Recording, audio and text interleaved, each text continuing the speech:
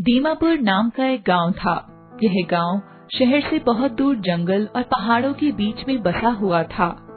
यहाँ के लोग बहुत ही शांत और एक दूसरे की मदद करने वाले थे। इस गांव के लोग अपनी जरूरत का सामान खरीदने के लिए रमेश के पास जाया करते थे, क्योंकि रमेश समय समय पर शहर जाकर सभी की जरूरतों का सामान लेकर आता था। लेकिन रमेश काफी लालची किस्म का आदमी था। वह शहर से सामान बहुत कम कीमत में लाकर गांव में बहुत ज्यादा कीमत पर बेचा करता था। यार रमेश, तुम अपनी चीजों की कुछ ज्यादा कीमत लगाते हो भाई। तो क्या करूं भाई, तुम्हें पता है शहर जाने के लिए पहाड़ पार करके जाना पड़ता है कि कितनी मेहनत लगती है। कल तुम भी मेरे साथ चलो, तुम्हें पता चल जाएगा। अगले दिन रमेश और किशन शहर के लिए निकलते हैं और जब दोनों शहर से सामान लेकर लौटते हैं तो उन्हें लौटते समय काफी अंधेरा हो जाता है। रमेश, हमें तो रात हो गई लौटते लौटते, और हमें तो अभी पहाड़ भी पार करना है। देख लिया ना, तुम लोगों को तो लगता था कि मैं सबको लूट रहा हूँ। देखो कितनी मेहनत करनी पड़ती है शहर से सामान लाने के लिए। रमेश और किशन जैसे ही पहाड़ों को पार करके जंगल में पहुँचते हैं तभी वहाँ एक अजीब सी खुशबू आने लगती है। किशन, क्या तुझे भी खुशबू आ रही है जो मुझे आ रही है? हाँ यार रमेश, ये खुशबू तो बहुत ही अच्छी है। मन करता है कि इसको सूंघता ही रहूं। चल यार, चल के देखते हैं कि आखिर ये खुशबू कहाँ से आ रही है। रमेश और किशन खुशबू के पीछे जंगल के अंदर चले जाते हैं। जंगल के अंदर जाने पर उन्हें पहाड़ों के बीच में एक झरना दिखाई देता है। उस झरने के अंदर एक दरवाजा होता है। यार रमेश, ये दरवाजा तो बहुत चमक रहा है, लेकिन सोचने वाली बात ये है कि झरने के पीछे दरवाजा आया कहाँ से होगा। चल ना, अंदर चल कर देखते हैं। मुझे लगता है कि इसमें अली बाबा 40 चोर की तरह ही खजाना भरा होगा। रमेश और किशन जैसे ही जादुई दरवाजा खोलकर अंदर जाते हैं, वहाँ का नजारा देखकर उनकी आंखें चमकने लगती हैं। उस दरवाजे के अंदर एक अलग ही दुनिया बसी हुई थी। रमेश, ये दरवाजे के अंदर तो एक अलग ही दुनिया है, बिल्कुल हमारे गाँव की तरह। कहीं हम किसी और दुनिया में तो नहीं आ गए? हाँ, मुझे भी ऐसा ही लगता है। चलो इसके और अंदर चलते हैं, तब इसकी सच्चाई का पता चलेगा। अंदर जाने पर रमेश और किशन को एक बूढ़ी औरत मिलती है। अम्मा, आप यहाँ क्या कर रही हैं? और ये कौन सी जगह है? बेटे, ये जादुई दुनिया है। यहाँ की हर चीज में जादू है, और जिस दरवाजे से तुम लोग आए हो वह दरवाजा कई सालों में केवल एक बार ही खुलता है। हमें तो नहीं लगता कि ये जादुई दुनिया है। यह सब चीज तो हमारी दुनिया की जैसी ही है। यहाँ की कोई भी चीज कभी भी खत्म नहीं होती है बेटा, चाहे तुम कितना भी उस चीज का इस्तेमाल कर लो। रमेश एक पेड़ से सेब तोड़कर खाता है, लेकिन थोड़ी ही देर में उस पेड़ पर फिर से सेब आ जाता है। रमेश यह सब देखकर चौंक जाता है।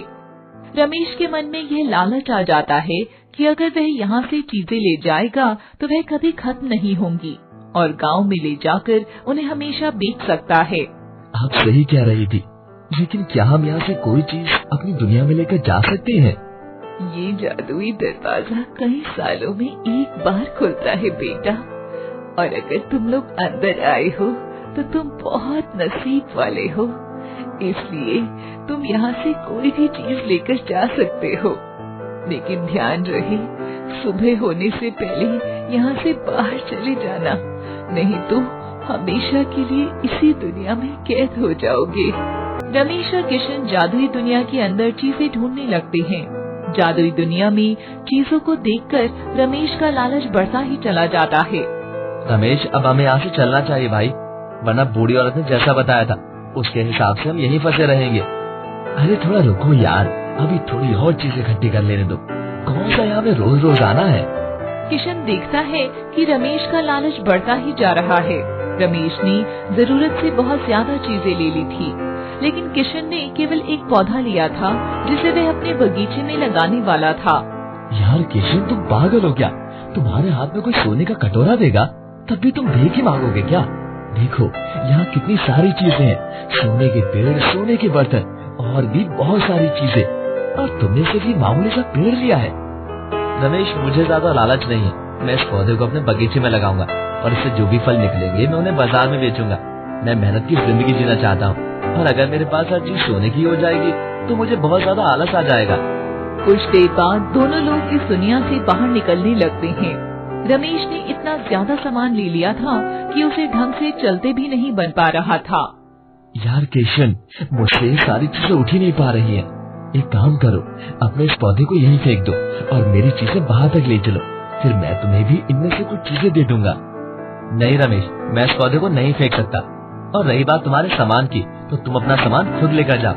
तुम्हें पहले इस बारे में सोचना चाहिए था कि तुम जितना सामान ले जा सकते हो तुम्हें उतना ही उठाना चाहिए। जैसे ही रमेश और किशन जादुई दरवाजे के पास पहुंचते हैं, दरवाजा बहुत तेजी से बंद होने लगता है। किशन दौड़कर दरवाजे से बाहर चला जाता है, लेकिन रमेश के पास बहुत ज्यादा सामान था जिसके कारण वह दौड़ नहीं पाता। रमेश, तुम जल्दी से बाहर आ जाओ, इस सामान को छोड़ो। अगर जादुई दरवाजा बंद हो गया तो तुम हमेशा के लिए इस दुनिया में बंद हो जाओगे। नहीं, मैं सामान को नहीं छोड़ सकता। इतनी मेहनत से तो मैंने इन्हें इकट्ठा किया है। लेकिन आखिर में खुद ब खुद एक अजीब सी शक्ति आती है जो रमेश को उस जादुई दुनिया से निकालकर बाहर फेंक देती है और उसका सारा सामान वहीं छूट जाता है। अरे ये क्या हो गया? मेरा सारा सामान तो अंदर ही रह गया और अब ये जादुई दरवाजा भी बंद हो गया है। तभी जादुई दरवाजे से आवाज आती है, ये तुम दोनों के लालच की परीक्षा के लिए ऐसा किया गया था। रमेश, तुम्हारे अंदर बहुत ज्यादा लालच था, इसके कारण तुम जादुई दुनिया में से कोई भी चीज नहीं ले जा सके। और किशन बिल्कुल भी लालची नहीं है, वो चाहता तो और भी चीजें ले जा सकता था, लेकिन सिर्फ उसने एक पौधा लिया। थोड़ी देर बाद वो जादुई दरवाजा वहाँ से गायब हो जाता है। रमेश हाथ मलते हुए वापस गांव लौट आता है। किशन अपने बगीचे में उस पौधे को लगा देता है। देखते ही देखते कुछ ही दिन में वह पौधा पूरी तरह से पेड़ बन जाता है और उसमें फल भी लग जाते हैं। उस पेड़ के फल तोड़कर किशन बाजार में बेचता है और बड़े आराम से अपनी जिंदगी बिताता है। और रमेश अपने लालच के कारण हमेशा पछताता रहता है।